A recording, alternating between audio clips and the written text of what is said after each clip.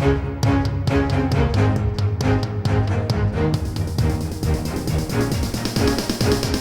is the Washington Times front page for Thursday, January 13th, 2022.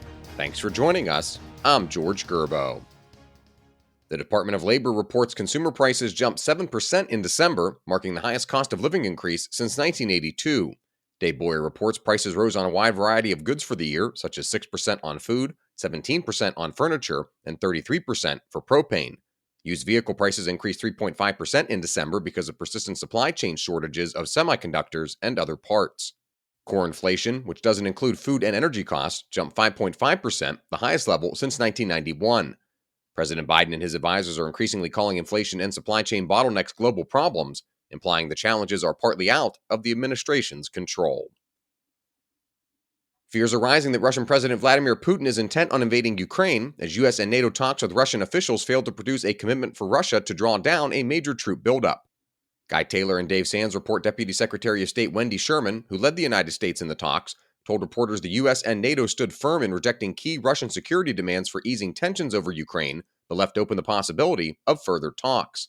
NATO Secretary General Jens Stoltenberg said Russian and NATO officials held a serious and direct exchange, and that the alliance still has deep concerns, but hopes for more talks to ease the crisis. The special meeting in Brussels was the first gathering in more than 2 years of the so-called NATO-Russia Council, which is designed to prevent clashes between the alliance and Russia. Newly released data from the Centers for Disease Control and Prevention show the U.S. abortion rate increased in 2019 for the second consecutive year. Sean Salai reports the CDC's most recent abortion surveillance report indicated the domestic abortion rate among reporting states increased by 0.9% from 11.3 to 11.4 abortions per 1,000 women from 2018 to 2019. It had increased by the same rate from 2017 to 2018. Actual figures are likely higher because the CDC's data is not comprehensive or complete. Several states haven't consistently reported their annual numbers to the agency, and California hasn't reported its data to the CDC since 1997. The CDC said it isn't clear if this represents an upward trend after 2 years of slight increases, and continued surveillance is needed to determine the reason for the shift. A reminder that you can find all these stories at WashingtonTimes.com/front page. If you don't have access to the Times yet, you can visit WashingtonTimes.com/George for a special subscription offer. Republicans on the House Oversight and Reform Committee are probing the historically low rate of illegal immigrant arrests by Immigration and Customs Enforcement, saying it appears the Biden administration is paring the agency down through policy memos.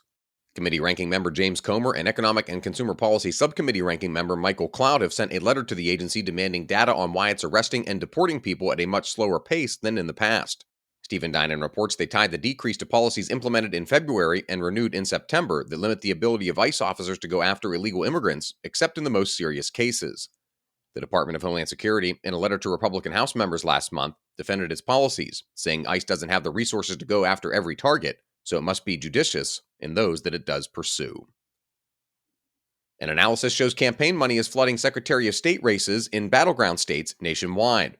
Mika Selner reports fundraising hauls for some Secretary of State candidates more than doubled from previous cycles, the liberal-leaning Brennan Center for Justice found. The report noted many of the states, including Arizona, Michigan, Georgia, and Wisconsin, have unusual increases in fundraising for Secretary of State campaigns.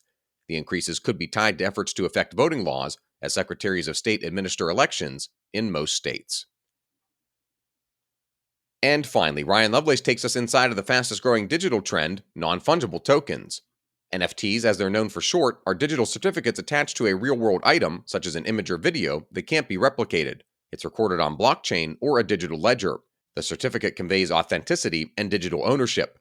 Those property rights don't always apply to their associated items in the physical world, though, which has prompted debate about the tangible value of NFTs. NFT enthusiasts see boundless potential for investors looking to own digital assets, and for artists whose work is routinely shared and duplicated online. Skeptics view NFTs as an empty fad, ensnaring an extreme online crowd. Find all of today's front page stories at WashingtonTimes.com/front page or on the Washington Times app, and find us on major podcast platforms just by searching Washington Times in your favorite podcast app. You can also follow us on Twitter and Instagram at Wash Times for breaking news, sports, commentary, and more. For the Washington Times, I'm George Gerbo.